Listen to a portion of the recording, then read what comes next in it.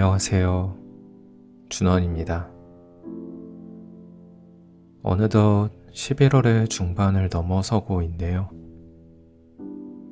여러분에게 올 한 해는 어떠한 해였나요?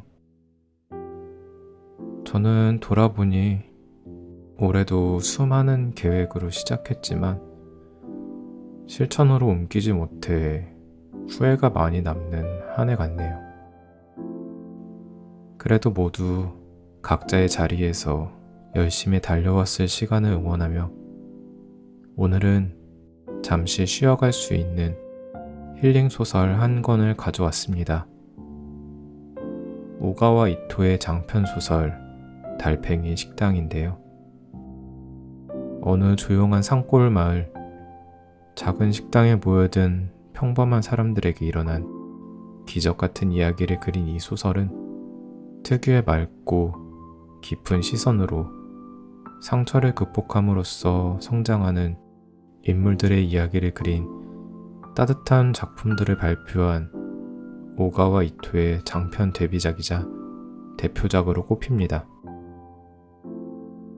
2008년 일본에서 발표된 후 여러 나라의 언어로 번역 출간돼 누적 100만 부 이상 발행하는 대기록을 세웠죠. 그리고 동명의 영화로도 제작돼 큰 인기를 끌었습니다. 작가는 달팽이 식당의 주인공 링고와 저마다의 내밀한 상처를 지닌 손님들의 사연을 통해 시련을 딛고 삶을 긍정하며 계속 살아나가는 법에 대해 들려줍니다. 식당 이름에는 인생이 일순간 무너져 내리는 듯한 절망을 경험하고서도 달팽이처럼 내 삶의 무게를 오롯이 짊어지고서 천천히 앞으로 나아가겠다는 주인공의 다부진 결심과 의지가 담겨 있습니다. 과거의 아픔 혹은 외로움과 마주할 용기가 필요한 사람, 일상에 지친 마음을 잠시라도 행복한 기운으로 감싸줄 이야기를 찾는 분이라면 이 책을 펼치는 순간 달팽이 식당의 상냥한 치유 마법이 반짝이기 시작할 것입니다. 요즘처럼 빨리빨리 나오는 음식에 익숙해져 식사를 한다기보단 끼니를 때운다는 말이 더 어울리는 때에 달팽이 식당이라는 이름처럼 빠르진 않지만 여유가 가득 묻어나며 사람 냄새가 느껴졌습니다. 주인공의 링고가 큰 충격으로 목소리를 잃게 되어 글로 대화를 하게 되지만 저는 대화의 불편함보다는 할 말을 생각하고 대화 카드를 찾는 그 짧은 적막의 시간조차도 요즘 시대에 많이 필요한 시간이지 않을까 생각해 보았습니다.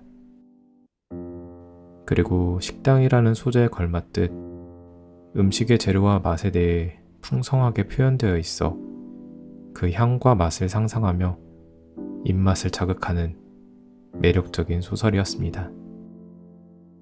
오늘은 그 시작을 조금 읽어드리도록 할게요.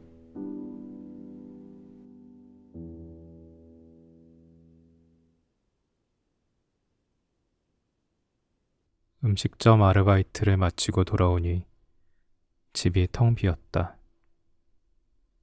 아무도 없는 빈집이었다. 텔레비전도 세탁기도 냉장고도 형광등도 커튼도 현관 매트도 모조리 사라지고 없었다. 호실을 착각했나 잠시 생각했다. 하지만 다시 확인해봐도 그곳은 인도 사람인 남자친구와 같이 살던 사랑의 보금자리였다. 천장에 남은 하트 모양 얼룩이 빼박 증거였다. 부동산 중개소 아저씨가 처음 이 집을 안내해 주었을 때와 똑같은 느낌이다. 그때와 다른 점이라면 집 전체에 가람 마살라 냄새가 희미하게 남아있고 텅 빈 거실 한복판에 남자친구가 사용하던 열쇠가 반짝이고 있는 것뿐. 고생해서 힘겹게 얻은 이 집에서 우리는 밤이면 한 이불 속에서 나란히 손을 잡고 잤다. 남자친구의 피부에서는 언제나 향긋한 향신료 냄새가 났다.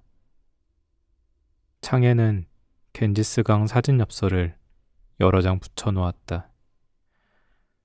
가끔 인도에서 오는 편지에 적힌 힌디어는 전혀 읽을 수 없었지만 손가락으로 글씨를 더듬는 것만으로도 마치 인도에 있는 가족과 손을 잡고 있는 것처럼 따스한 기분이 들었다.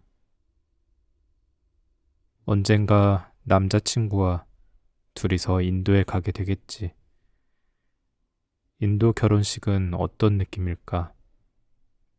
나는 망고라시처럼 걸쭉하고 달콤한 꿈을 꾸면서 황홀해했다. 방에는 남자친구와 함께 지낸 3년치 추억과 귀중한 재산이 빼곡하게 차 있었다. 매일 밤 남자친구가 돌아오기를 기다리면서 요리를 만들었다. 싱크대는 작지만 타일로 돼 있고 모퉁이 집이어서 3면이 창이었다. 아르바이트가 일찍 끝난 날 저녁, 오렌지색 저녁노래 쌓여 부엌일을 하는 기쁨은 무엇과도 바꾸기 어려운 행복이었다. 품질이 그리 좋진 않지만 가스 오븐도 있고 부엌에는 창이 나 있어 혼자 밥 먹을 때 생선을 구워도 집에 냄새가 배지 않아서 좋았다. 익숙하게 사용하던 주방 도구도 많았다. 세상을 떠난 외할머니에게 물려받은 메이지 시대의 절구, 갓 지은 밥을 보온할 때 쓰는 노송나무 밥통, 처음 받은 아르바이트 월급으로 산 르크루제 무쇠 냄비, 교토의 젓가락 전문점에서 발견한 끝이 가느다랗고 긴 젓가락, 내 20살 생일에 유기농 레스토랑 점장이 선물해준 이탈리아제 소형 조리용 칼, 입으면 편안했던 삼배 앞치마, 가지 자갈절임을 만들 때 빼놓을 수 없는 굵은 자갈, 모리오카까지 가서 사온 남부 철기 프라이팬, 밥그릇도 토스터도 쿠킹 시트도 싹 다 사라졌다. 큰 가구는 적었지만 주방 도구만큼은 넉넉했다. 전부 내 요리 파트너였다. 매달 아르바이트로 번 돈을 쪼개서 값은 조금 비싸더라도 오래 쓸 수 있는 것으로 사모았다. 겨우 손에 익기 시작했는데 혹시나 하고 부엌 수납장 문을 하나씩 열어 안을 살폈다. 하지만 물건이 있었던 흔적만 남아있을 뿐 아무리 손을 넣고 휘저어 보아도 아무것도 잡히지 않는다. 몇 년 전 할머니와 둘이서 하나하나 정성껏 닦아 담근 추억의 매실 장아찌조차 병째 사라지고 없다. 오늘 밤 집에 돌아오면 채식주의자인 남자친구와 함께 먹으려고 기대했던 푸콩과 쿠스쿠스를 넣은 크림 크로켓 재료까지도. 그때 퍼뜩 생각난 게 있어서 현관까지 한달음에 달려가 양말 바람으로 뛰어나갔다. 남자친구가 유일하게 먹을 줄 아는 것은 내가 만든 겨 된장절임이었다. 겨 된장절임만큼은 매일 거르지 않고 먹었다.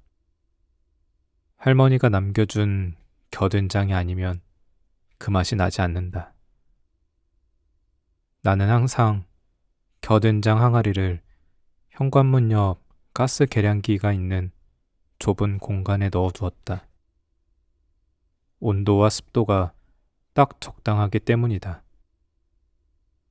한여름에는 시원하고 겨울에는 냉장고보다 온도가 높아서 겨된장을 보관하기에 안성맞춤이었다. 겨된장은 할머니의 소중한 유품이다. 제발요. 부디 겨된장만이라도 남아있기를. 기도하듯이 문을 열자 어둠 속에서 낯익은 항아리가 다소곳이 나를 기다리고 있었다. 뚜껑을 열고 안을 확인했다. 분명히 오늘 아침 내가 손으로 다독거려 놓은 모양 그대로 있다. 쌀겨 표면에는 연녹색을 띤 무잎도 보인다. 껍질을 벗기고 잎을 조금 남긴 뒤 꽁무니에 열십자로 칼집을 넣어 담가둔 순무는 달콤하고 싱싱하다. 무사해서 다행이다. 나는 양손으로 항아리를 들고 가슴에 꼭 껴안았다. 항아리는 서늘했다. 이제 내게는 이 겨된장밖에 의지할 것이 없다. 다시 뚜껑을 닫고 묵직한 겨된장을 한 팔에 안은 채 방으로 돌아왔다. 그러고는 두고 간 열쇠를 발끝으로 집어 올리고 다른 한 손으로 바구니를 든 다음 텅 빈 집을 뒤로 했다. 등 뒤로 문이 쾅 하고 영원히 닫히는가 싶을 정도로 큰 소리를 내며 닫혔다. 엘리베이터 대신 계단을 이용해 겨된장을 떨어뜨리지 않도록 조심하면서 한 걸음 한 걸음 천천히 내려와 밖으로 나왔다. 동쪽 하늘에 어중간한 모양의 달이 떠 있는 것이 보였다. 돌아보니 지은 지 30년째인 낡은 다세대 주택이 어둠 속에서 괴수처럼 높다랗게 솟아 있었다. 집주인에게 수제 마들렌을 선물하고 보증인 없이 겨우 새를 얻었던 두 사람만의 사랑의 보금자리. 이제 더 이상 이곳에는 머물 수 없다. 나는 그대로 다세대 주택을 뒤로하고 주인집에 들러 열쇠를 반납했다. 월말이어서 며칠 전에 다음 달 월세를 냈다. 집을 내놓을 때는 한 달 전에 말하면 되니까. 이대로 내가 떠나도 문제는 되지 않을 것이다. 어차피 이사를 나간 집처럼 가재도구는 아무것도 남아있지 않다. 바깥에는 완전히 어둠이 내렸다. 손목시계도 휴대전화도 없어서 시간도 모른다. 나는 전철 몇 정거장 거리를 터덜터덜 걸어 버스 터미널로 향했다. 그리고 갖고 있던 돈 몇 푼을 탈탈 털어서 심야 고속버스 표를 샀다. 15살 봄에 등을 돌린 이후 한 번도 발을 들여놓은 적 없었던 내 고향으로 가는 버스. 심야 고속버스는 나와 겨된장과 바구니를 싣고 곧바로 출발했다. 도시의 불빛이 차창 너머로 흘러간다. 안녕. 나는 마음속으로 손을 흔들었다. 눈을 감자 지금까지 일어난 일들이 늦가을 찬바람에 날리는 시든 나뭇잎처럼 의식 속을 떠돌아다녔다. 산골짜기의 조용한 마을에 있는 우리 집은 풍요로운 자연 속에 있어서 나는 그곳을 진심으로 사랑했다. 하지만 중학교 졸업식을 한 그날 밤 나는 혼자 집을 나왔다. 지금과 마찬가지로 심야 고속버스를 타고 그 후 엄마와는 연하장만 주고받았다. 내가 집을 떠나고 나서 몇 년 뒤부터는 친도냐 같은 차림을 한 엄마와 드레스를 입은 돼지가 사이좋게 연하장 속에 들어있곤 했다. 도시로 온 나는 할머니 집에서 하숙했다. 잘 열리지도 닫히지도 않는 미닫이 문을 덜그럭 열면서 다녀왔습니다 외치며 들어가면 부엌에서 일하던 할머니가 온화하게 웃는 얼굴로 반겨주었다. 할머니는 엄마의 엄마다. 할머니는 변두리에 있는 낡은 단독주택에서 화려하지는 않지만 계절의 변화와 하루하루의 시간을 소중히 여기면서 살고 있었다. 말씨가 곱고 행동이 고상한 할머니, 심지가 굳고 기모노가 잘 어울리는 사람이었다. 나는 그런 할머니를 무척 좋아했다. 문득 돌아보니 눈 깜빡할 사이에 도시에 온 지 10년이 지났다.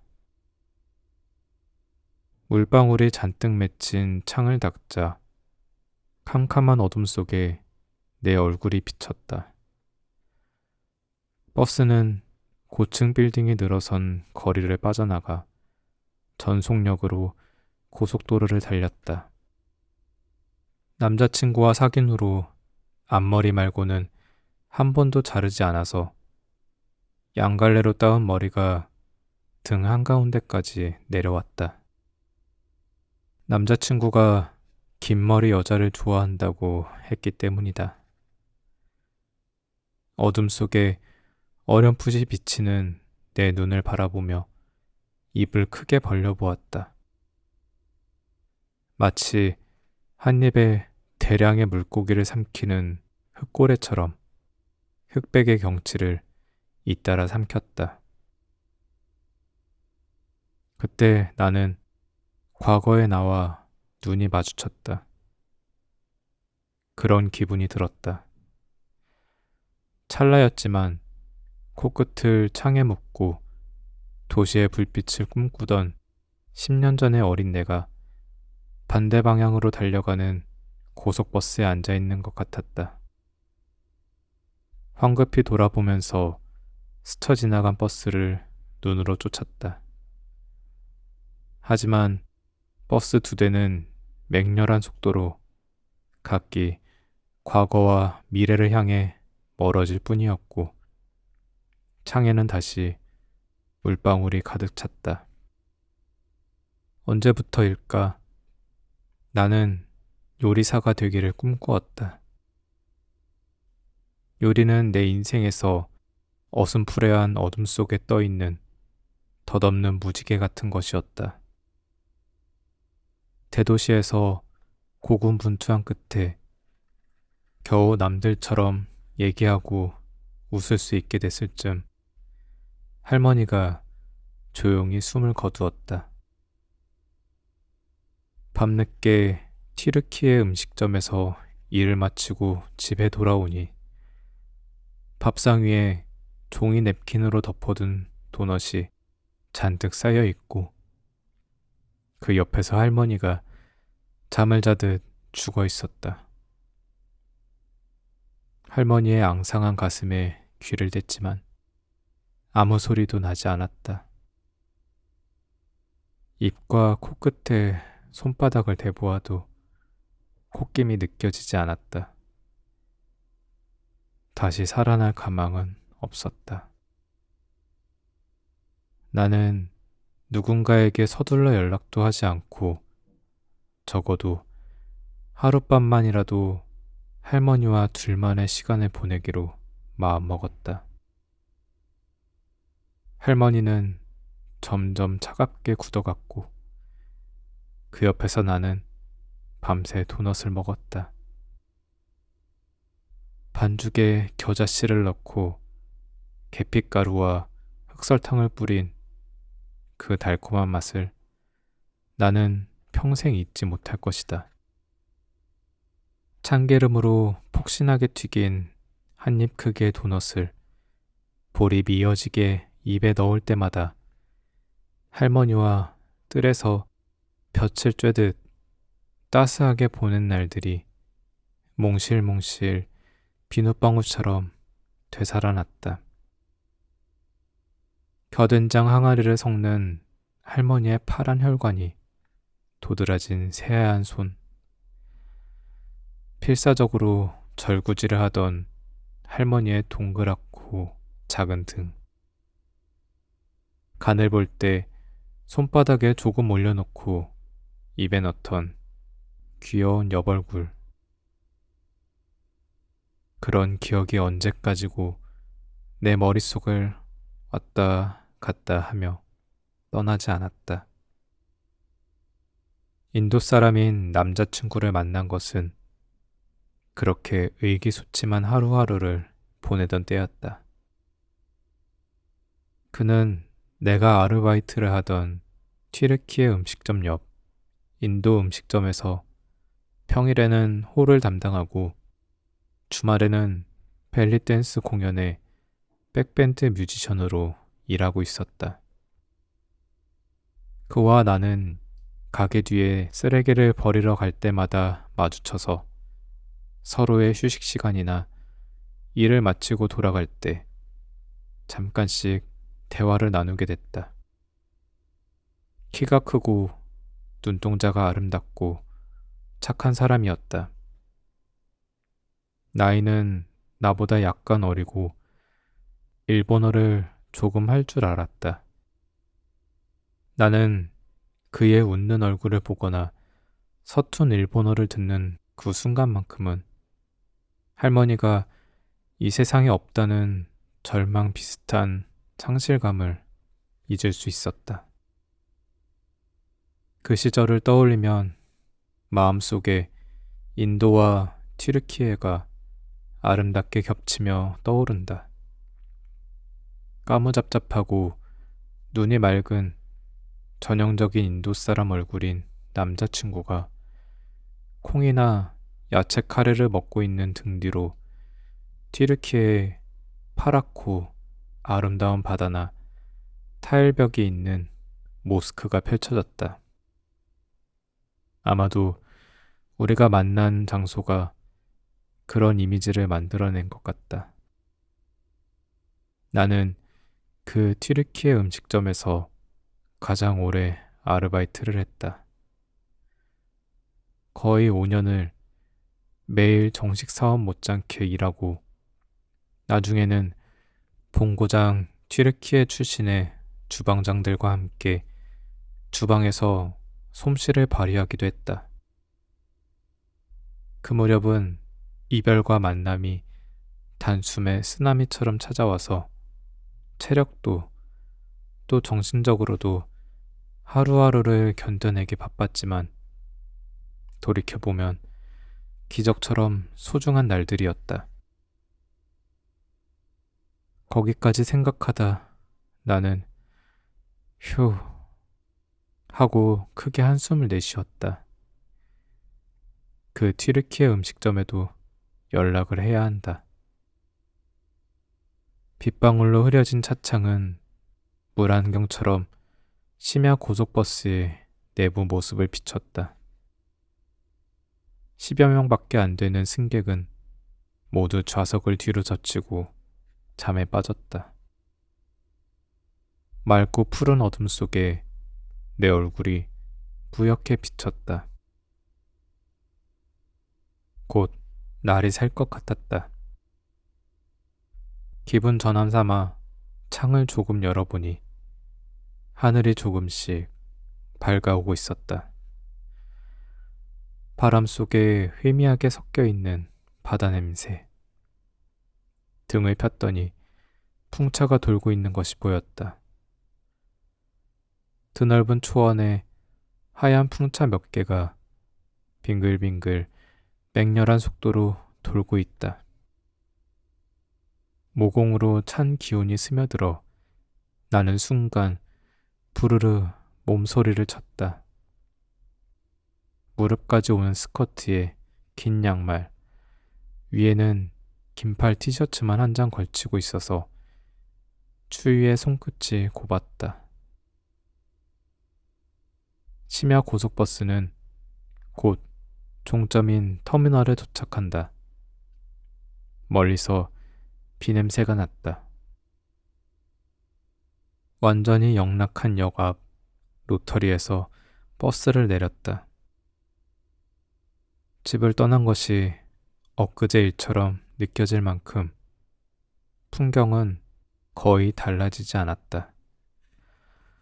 색연필로 그린 풍경화를 지우개로 지운 것처럼 그저 전체적으로 색채만 허옇게 바랬을 뿐. 갈아타야 할 승합버스가 출발하려면 1시간가량 남아서 근처 편의점에 들어가 남은 동전으로 단어카드와 검은색 매직펜을 샀다. 편의점만큼은 새것 냄새가 나고 바닥은 왁스로 닦아 반질거렸다. 구입한 단어카드에 지금부터 필요할 일상 단어를 한 장에 한 문장씩 또박또박 읽기 쉬운 글씨로 써나갔다. 안녕하세요. 날씨가 좋네요. 잘 지냈어요? 이것 주세요. 고맙습니다. 처음 뵙겠습니다. 안녕히 가세요. 부탁합니다. 미안합니다. 실례했습니다. 플리즈. 얼마예요? 나는 어떤 사실을 깨달았다. 어젯밤 창구에서 심야 고속버스 표를 살 때, 아니, 주인에게 열쇠를 돌려주러 갔을 때, 아니, 실은 텅 빈 집의 문을 연 순간부터 내 목소리가 투명해졌다는 것을. 간단히 말하면 정신적 충격에서 오는 일종의 히스테리 증상일지도 모른다. 말이 나오지 않는 것은 아니었다. 목소리만 내 몸의 조직에서 쏙 빠져나간 것이다. 라디오 음량을 0으로 둔 것처럼 음악과 소리는 나오는데 밖으로 들리지는 않는다. 나는 목소리를 잃었다. 조금 놀랐지만 슬프지는 않았다. 아프지도 가렵지도 힘들지도 않다. 그저 그만큼 몸이 가벼워진 느낌이 들었다. 게다가 이제 아무하고도 말하고 싶지 않았으므로 차라리 잘 됐다고 생각했다. 나는 내게만 들리는 마음의 소리에 귀를 기울이려고 한다. 그렇게 해야만 한다. 꼭. 하지만 25년간 살아온 만큼 현실적으로 남과 교류하지 않으면 살아갈 수 없다는 건 역시 알고 있었다. 마지막 한 장에 저는 지금 사연이 있어서 목소리가 나오지 않습니다. 라고 썼다. 그리고 초라한 승합버스에 올라탔다.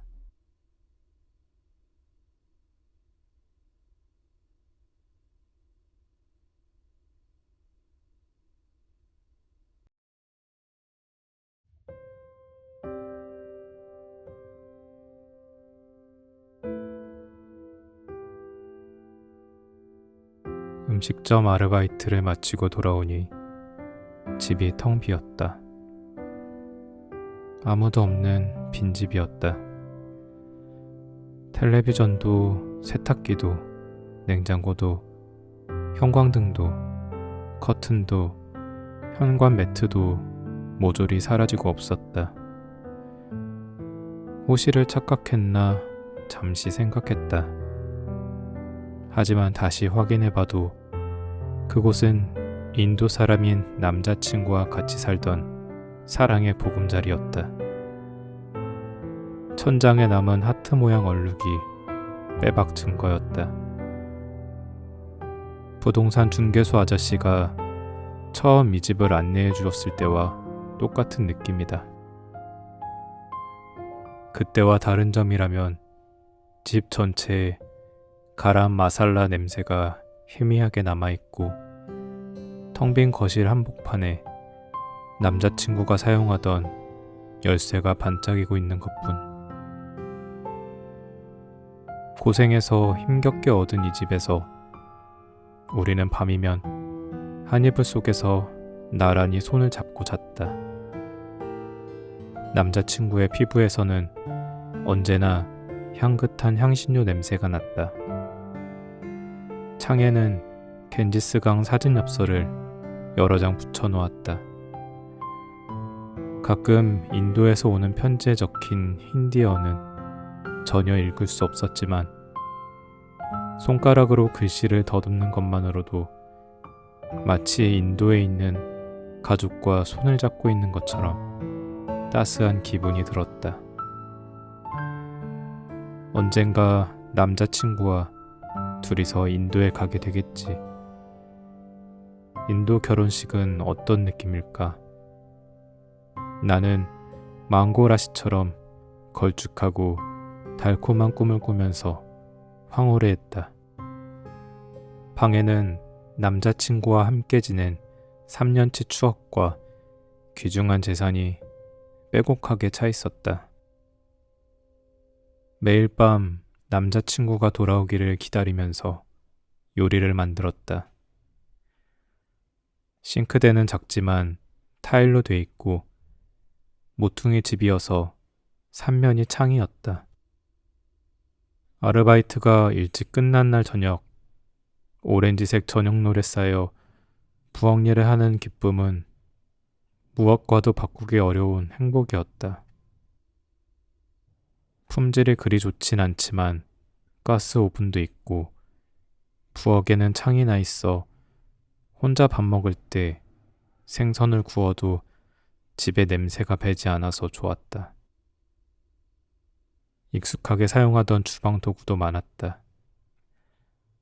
세상을 떠난 외할머니에게 물려받은 메이지 시대의 절구, 갓 지은 밥을 보온할 때 쓰는 노송나무 밥통, 처음 받은 아르바이트 월급으로 산 르크루제 무쇠 냄비, 교토의 젓가락 전문점에서 발견한 끝이 가느다랗고 긴 젓가락, 내 20살 생일에 유기농 레스토랑 점장이 선물해준 이탈리아제 소형 조리용 칼, 입으면 편안했던 삼배 앞치마, 가지 자갈절임을 만들 때 빼놓을 수 없는 굵은 자갈, 모리오카까지 가서 사온 남부 철기 프라이팬, 밥그릇도 토스터도 쿠킹 시트도 싹 다 사라졌다. 큰 가구는 적었지만 주방 도구만큼은 넉넉했다. 전부 내 요리 파트너였다. 매달 아르바이트로 번 돈을 쪼개서 값은 조금 비싸더라도 오래 쓸 수 있는 것으로 사모았다. 겨우 손에 익기 시작했는데 혹시나 하고 부엌 수납장 문을 하나씩 열어 안을 살폈다. 하지만 물건이 있었던 흔적만 남아있을 뿐 아무리 손을 넣고 휘저어 보아도 아무것도 잡히지 않는다.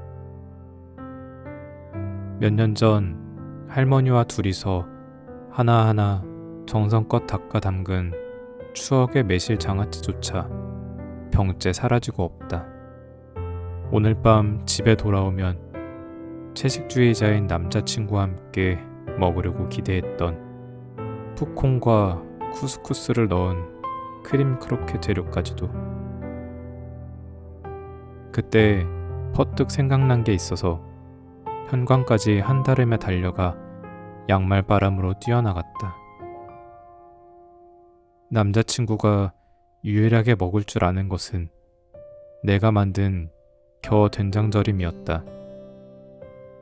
겨 된장절임만큼은 매일 거르지 않고 먹었다.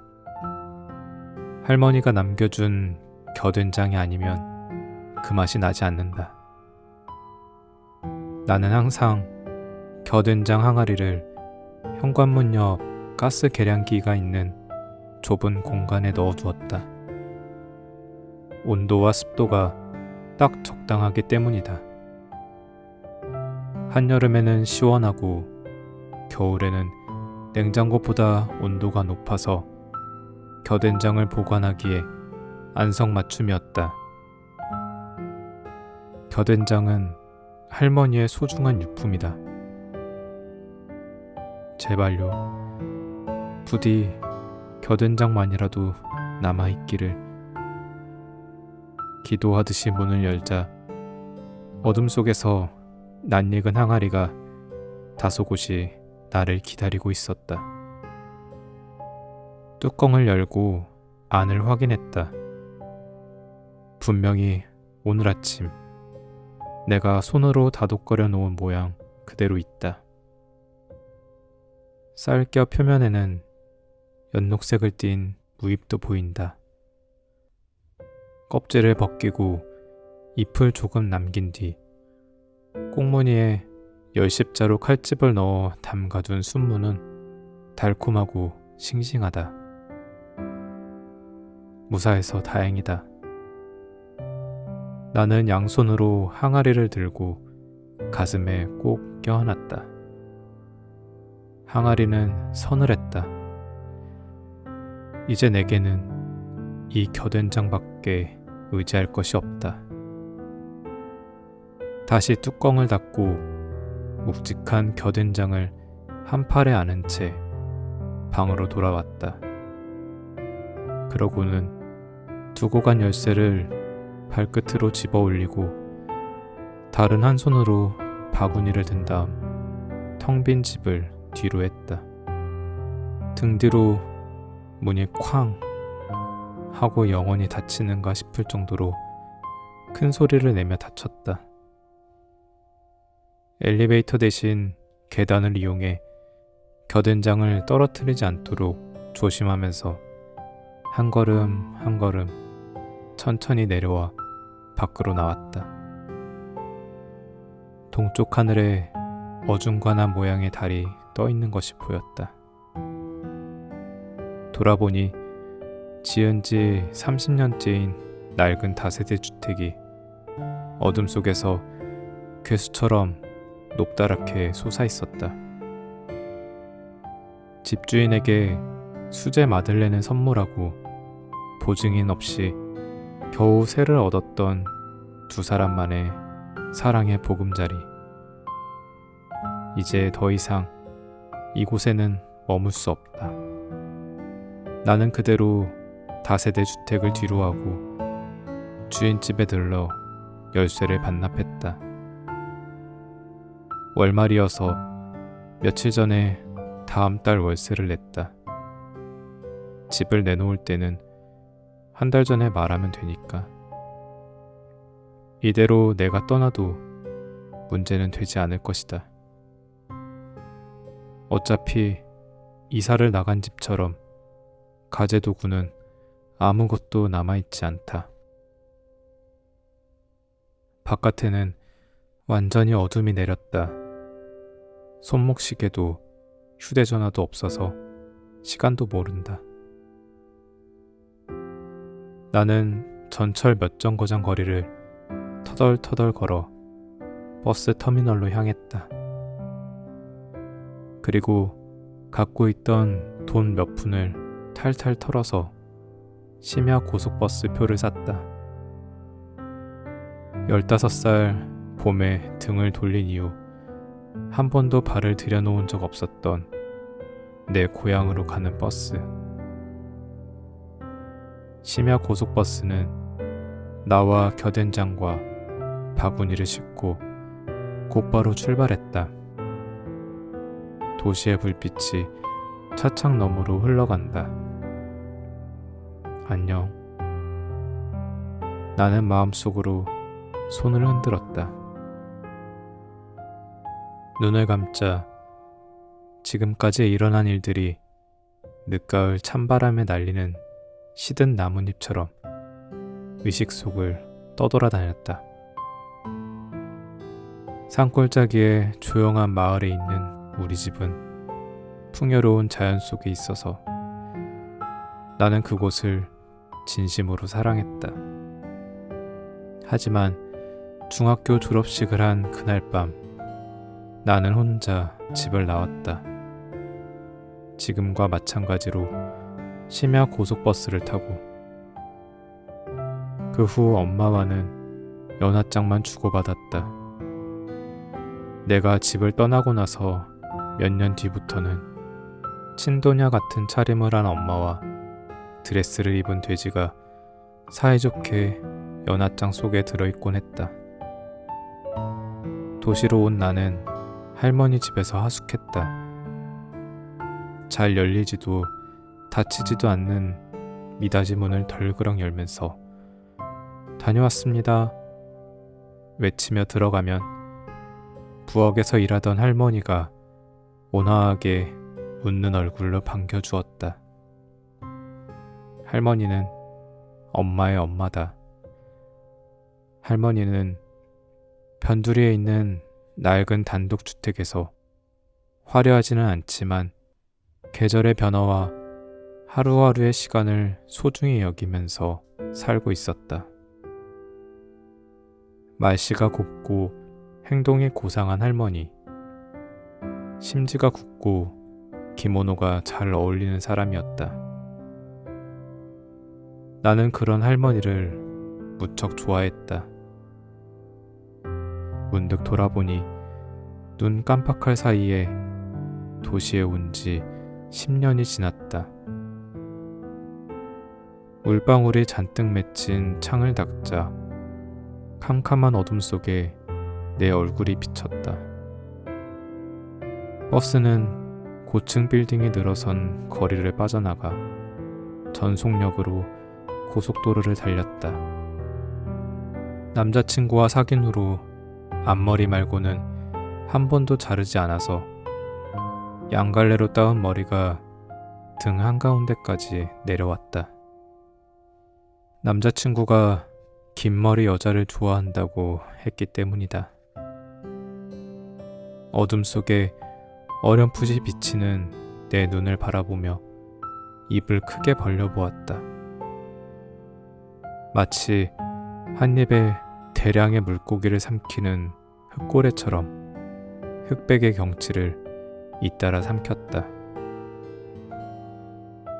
그때 나는 과거의 나와 눈이 마주쳤다. 그런 기분이 들었다. 찰나였지만 코끝을 창에 묻고 도시의 불빛을 꿈꾸던 10년 전의 어린 내가 반대 방향으로 달려가는 고속버스에 앉아있는 것 같았다. 황급히 돌아보면서 스쳐 지나간 버스를 눈으로 쫓았다. 하지만 버스 두 대는 맹렬한 속도로 각기 과거와 미래를 향해 멀어질 뿐이었고 창에는 다시 물방울이 가득 찼다. 언제부터일까? 나는 요리사가 되기를 꿈꾸었다. 요리는 내 인생에서 어슴푸레한 어둠 속에 떠있는 덧없는 무지개 같은 것이었다. 대도시에서 고군분투한 끝에 겨우 남들처럼 얘기하고 웃을 수 있게 됐을 쯤 할머니가 조용히 숨을 거두었다. 밤늦게 튀르키예 음식점에서 일을 마치고 집에 돌아오니 밥상 위에 종이 냅킨으로 덮어둔 도넛이 잔뜩 쌓여있고 그 옆에서 할머니가 잠을 자듯 죽어 있었다. 할머니의 앙상한 가슴에 귀를 댔지만 아무 소리도 나지 않았다. 입과 코끝에 손바닥을 대보아도 콧김이 느껴지지 않았다. 다시 살아날 가망은 없었다. 나는 누군가에게 서둘러 연락도 하지 않고 적어도 하룻밤만이라도 할머니와 둘만의 시간을 보내기로 마음먹었다. 할머니는 점점 차갑게 굳어갔고 그 옆에서 나는 밤새 도넛을 먹었다. 반죽에 겨자씨를 넣고 계피가루와 흑설탕을 뿌린 그 달콤한 맛을 나는 평생 잊지 못할 것이다. 참기름으로 폭신하게 튀긴 한입 크기의 도넛을 볼이 미어지게 입에 넣을 때마다 할머니와 뜰에서 볕을 쬐듯 따스하게 보낸 날들이 몽실몽실 비눗방울처럼 되살아났다. 겨된장 항아리를 섞는 할머니의 파란 혈관이 도드라진 새하얀 손, 필사적으로 절구지를 하던 할머니의 동그랗고 작은 등, 간을 볼 때 손바닥에 조금 올려놓고 입에 넣던 귀여운 여벌굴. 그런 기억이 언제까지고 내 머릿속을 왔다 갔다 하며 떠나지 않았다. 인도 사람인 남자친구를 만난 것은 그렇게 의기소침한 하루하루를 보내던 때였다. 그는 내가 아르바이트를 하던 튀르키예 음식점 옆 인도 음식점에서 평일에는 홀을 담당하고 주말에는 벨리댄스 공연의 백밴드 뮤지션으로 일하고 있었다. 그와 나는 가게 뒤에 쓰레기를 버리러 갈 때마다 마주쳐서 서로의 휴식 시간이나 일을 마치고 돌아갈 때 잠깐씩 대화를 나누게 됐다. 키가 크고 눈동자가 아름답고 착한 사람이었다. 나이는 나보다 약간 어리고 일본어를 조금 할 줄 알았다. 나는 그의 웃는 얼굴을 보거나 서툰 일본어를 듣는 그 순간만큼은 할머니가 이 세상에 없다는 절망 비슷한 상실감을 잊을 수 있었다. 그 시절을 떠올리면 마음속에 인도와 튀르키예가 아름답게 겹치며 떠오른다. 까무잡잡하고 눈이 맑은 전형적인 인도 사람 얼굴인 남자친구가 콩이나 야채 카레를 먹고 있는 등 뒤로 튀르키예의 파랗고 아름다운 바다나 타일벽이 있는 모스크가 펼쳐졌다. 아마도 우리가 만난 장소가 그런 이미지를 만들어낸 것 같다. 나는 그 튀르키예 음식점에서 가장 오래 아르바이트를 했다. 거의 5년을 매일 정식 사원 못지않게 일하고 나중에는 본고장 튀르키예 출신의 주방장들과 함께 주방에서 솜씨를 발휘하기도 했다. 그 무렵은 이별과 만남이 단숨에 쓰나미처럼 찾아와서 체력도 또 정신적으로도 하루하루를 견뎌내기 바빴지만 돌이켜보면 기적처럼 소중한 날들이었다.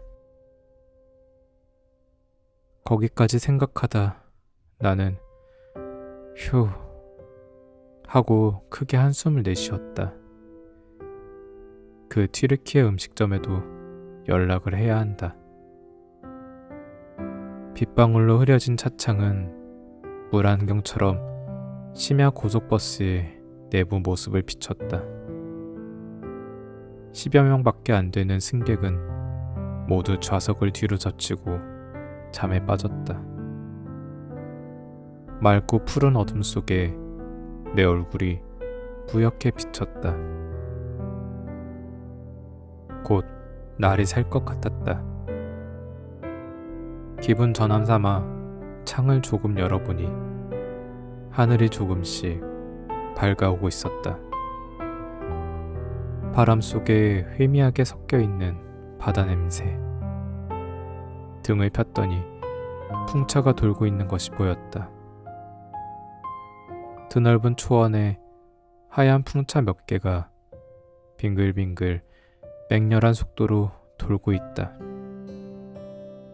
모공으로 찬 기운이 스며들어 나는 순간 부르르 몸소리를 쳤다.